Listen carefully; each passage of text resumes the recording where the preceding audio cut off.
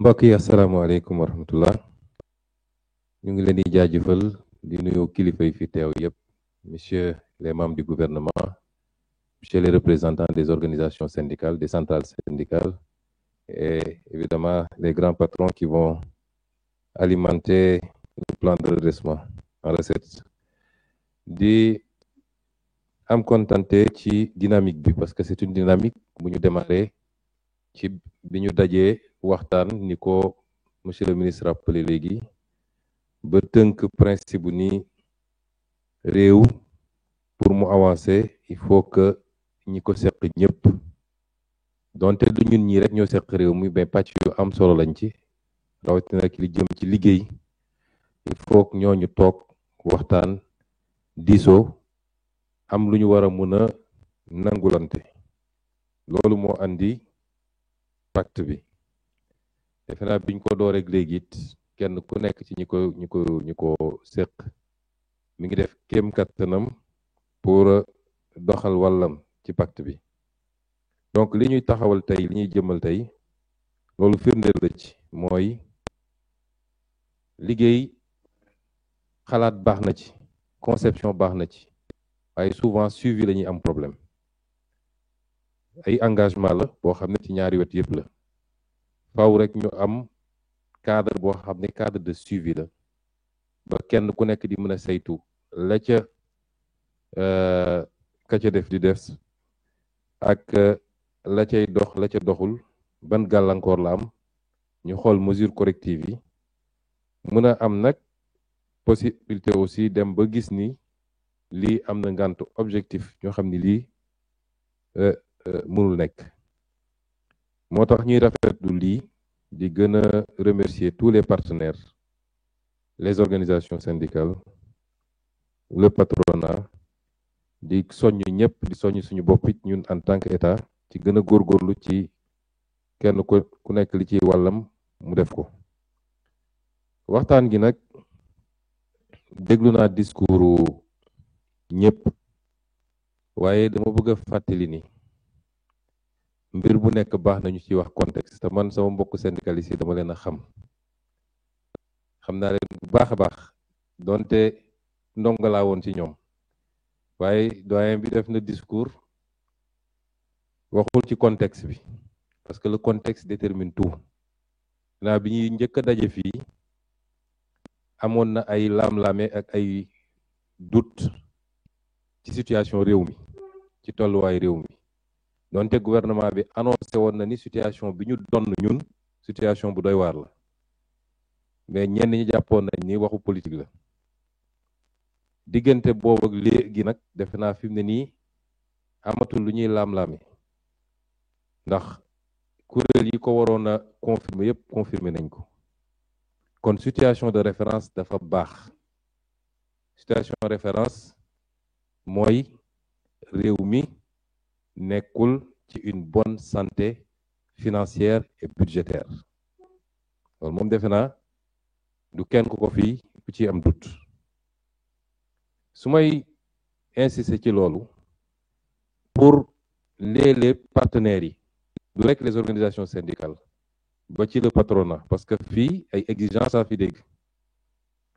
syndicat nag moom ci loolu lañ ko xamee exigence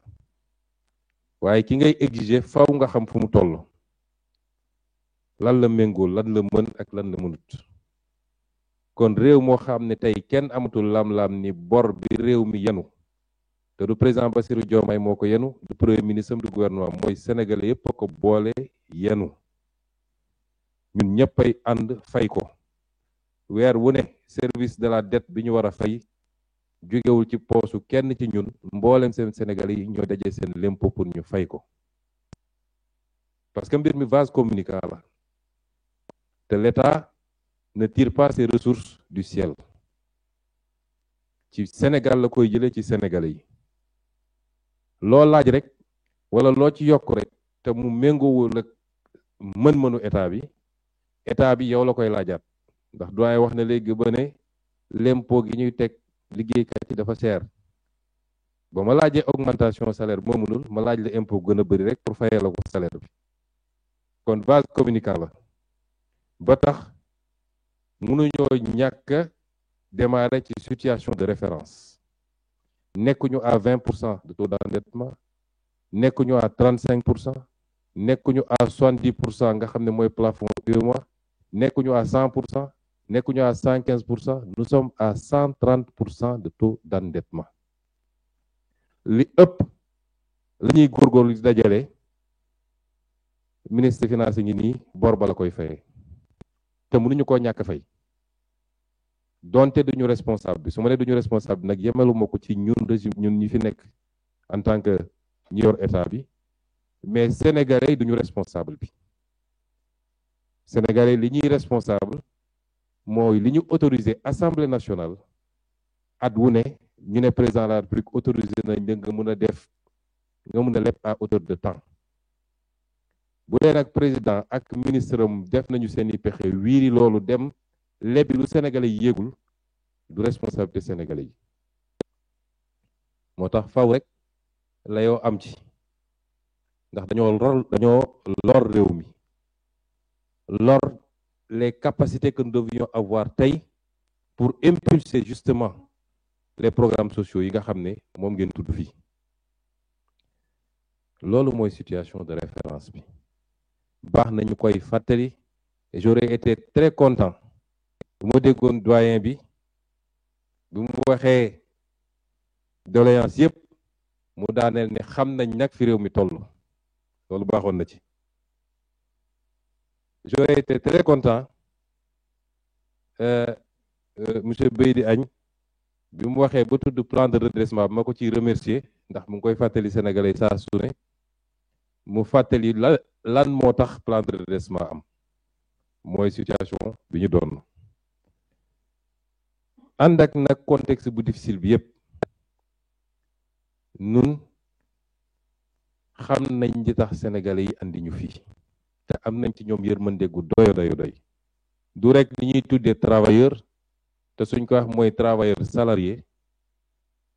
ndax baykat bi nekk fële travailleur la keneen ak keneen nappkat beeg yooyu mbooleen seen sénégalais yi am nañu yërmande ci ñoom bu ñu yàlla mayee ñu weesu lii lañu ñi namm ci sénégalais bu ne mooy sénégalais bu nekk yéeg naataange fii ci réew mi mu dëkk ba kenn dootul xalaat naan maa ngi koy uti ji feneen loolu nag processus la sànq dama déglu doyen Guiro mu wax lu am solo ma d'accord ci aucune émergence économique n'est possible sans stabilité sociale mu yokk ci aucune stabilité sociale n'est possible sans justice sociale ma yokkal ko ci troisième point bu ndaw rek mooy aucune justice sociale n'est possible sans création de richesse richesse boo ko créé wul doo ko redistribuer loolu mooy suñu problème ci réew mi on veut redistribuer une richesse qu'on n'a pas créée moo tax gars yi di làqatu di dem lebi ba mu ëpp parce que bëgg nañu réaliser mais créé wuñu richesse mettre ñu le pays au travail kon entendons-nous d'abord que nous devons tous nous serrer la ceinture pour créer d'abord la richesse foofu mooy béyaba bi boo créé wu richesse noo bëgg su réew mi yëpp immobilisé woon pendant des mois nit ñi grève doo joxe dara parce que newu fi donc travaillons d'abord à créer la richesse travaillons à relancer l'économie. L'économie crée les emplois. L'économie génère des recettes pour l'État et lui permet d'accroître ses capacités d'offrir des biens et services. Chaque fois, notre seul problème, c'est le problème économique. Et ce pacte de stabilité doit nous permettre, et ça, c'est les deux premiers termes du doyen Mody Guiro ma d'accord ci mooy munoo am émergence te amoo stabilité sociale moo tax ñu d'accord ñun ñëpp ne nañu toog waxtaan lépp ñu teg ko ci transparence nag nëbbonte bañ cee am ñuy waxante dëgg mu doon maison de verre bu boobaa gëm naa ni nag ñi ma fi gis ma demee ba ne leen tële na génne chiffre yëpp tegal leen ñu xool gis ni tële na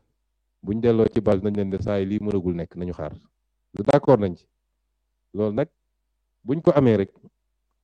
liggéey bi dina yomb ànd ak nag situation bu difficile bi ñu fi fekk yépp nous sommes en train d'orienter le budget vers une prise en charge des préoccupations sociales des Sénégalais. Malgré difficulté bi, on a fait l'arbitrage budgétaire. Le ministre des Finances ngi nii, on y a travaillé pendant longtemps. Lu ñu mënoon def pour dégager des marges def nañ ko. Lépp ñu tënk ko ci plan de redressement économique et social bi. Parce que dañ naan woy dañoo bëgg a teg Sénégalais yi ay coono wala dañ leen bëgg a teg ak taxe. Man de taxe du dugg sama poos man. Du dugg ci poosu président. La ñu laaj Sénégalais yi pour lan la. li ñu war a am année bii 2026 ci plan de redressement économique et social fan lañ ko dugal suñu premier mbébét wax naa ko c'est relancer l'économie ñu ne nag suñu projet yi nga xam ne mooy projet yi gën a am solo les projets catalytiques mënuñu koo continuer bàyyi rek mu dépendre ci financement extérieur ndax choc bu ndaw bu am ñu tëj robinet bi projet yëpp arrêté fii bëri na projet yu arrêté situation réew mi taux d'endettement bi ñu fi fekk moo tax bailleurs yëpp teggi seen tànk ñu ne nag réew bu bëggee moom boppam fexeel ba liy farate ci réew mi nga defal ko sa bopp donc les infrastructures portuaires aéroportuaires les comment ça s'appelle encore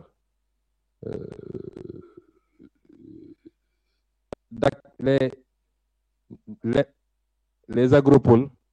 particulièrement ñaar yi nga xam ne commencé woon nañ ko démarrer bu sud ak bu centre le réseau gazier du Sénégal l'énergie yi nga xam ne day impacter ci suñu économie dama ne ministre des finances beral ma luñ ci mënul def en partenariat public privé rek nañu fexe ba ñun ñu dugal ba ci les projets de grand transfert d'eau ak yeneen ñu dugal ci ak nu ñuy def ba sauver yenn entreprise yi par exemple Air Sénégal International nga xam ne budgété nañ fa 66 milliards Sonacos 20 milliards feneen ak feneen La Poste budgétisé nañ ko xamatuma chiffre bi nu ñuy def ba yooyu ñu sauver ko mais ñu mën a lancer nos grands travaux sur nos propres moyens à défaut de le faire avec le secteur privé national et international ñu ne it jafe-jafe yi ni muy am yépp nañu xool lu ñu mën a def ci wàllu social moo tax am nañu lu mat 30 établissements publics de santé yoo xam ne budgétisé nañ ko am na ci au moins une dizaine yoo xam ne dina commencer ci 2026 bi léegi wax nañu li ñu war a def ci njàng mi ci suuf comme njàng mi ci kaw ba ci logements sociaux yi nga xam ne schéma bi nga xam ne sax ministre bi moom la liggéeyee peut-être du woon schéma financement état waaye dama ko ne inscrire ma foofu un crédit provisoire de 20 milliards boo xam ne war na mën a commencer ci 30 000 logements sociaux yi ñu bëgg a def kon ñun ñi ngi essayer orienter social di liggéey it ci yeneen anam yoo xam ne luy jàppale sénégalais la ci seen coono moo tax fi mu toll nii mun ci fan yu néew mesures yi nga xam ne ci ndigalu président de la république bi ma ne woon ma liggéey ci ma installé fii une commission boo xam ne ministère yi ci waroon liggéey ak ñu ciy liggéey te ministère de l'énergie coordonné ko ñu liggéey ci depuis 8 mois mun naa ne ci fan yu néew incha allah dina am des mesures de baisse ci courant bi ak ci produit pétrolier muy essence bi ak gaz bi ak gasoil bi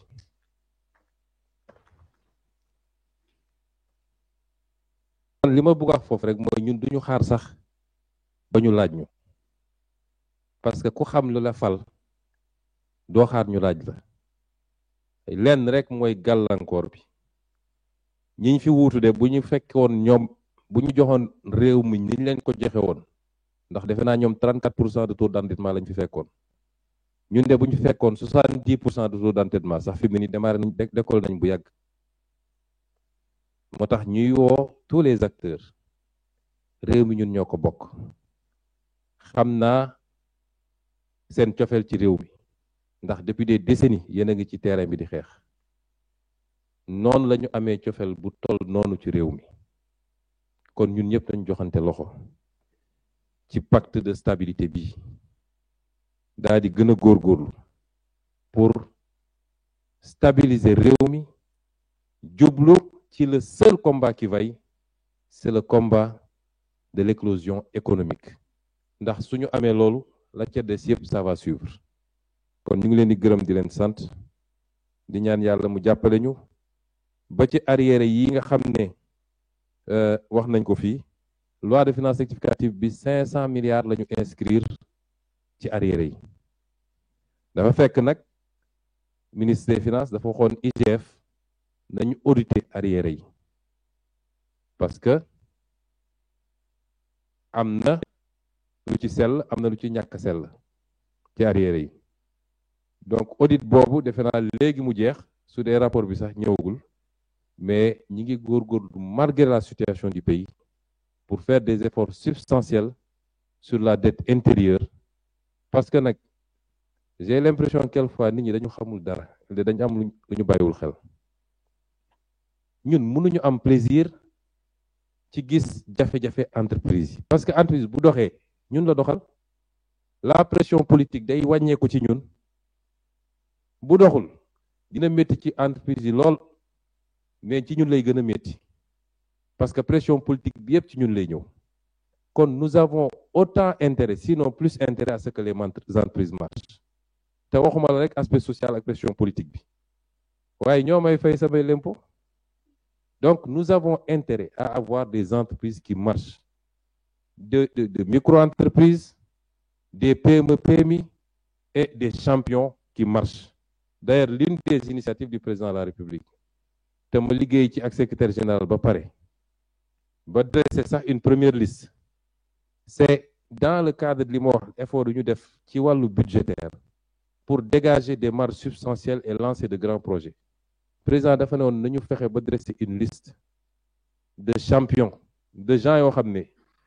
suñ leen poussé tuuti rek am des champions wala sax nekk nañ champion ba pare ñu dajal leen ñoom ñëpp waxtaan ak ñoom kenn ku ne tegal ñu sur la table qu'est-ce qu'il veut faire et qu'est-ce qu'il peut faire ñu xool comment on peut l'accompagner pour atteindre des objectifs communs. kon loolu mooy suñu gis-gis ñun gëm naa ni aussi bien le patronat que les organisations syndicales l'ont bien compris et ñu ngi ñaan yàlla mu jàppale ñun ñëpp ba ñu am résultat yi nga xam ne moom la ñu bëgg ci réew mi muy njëriñu réew mi di njëriñu sénégalais yëpp mais di njëriñu vos organisations respectives mais également ñun ñi nga xam ne la ñu dénk les destinées de ce pays. Asalaamaaleykum wa rahmatullah. Merci beaucoup, Monsieur le Premier ministre. Mesdames, Messieurs, c'était donc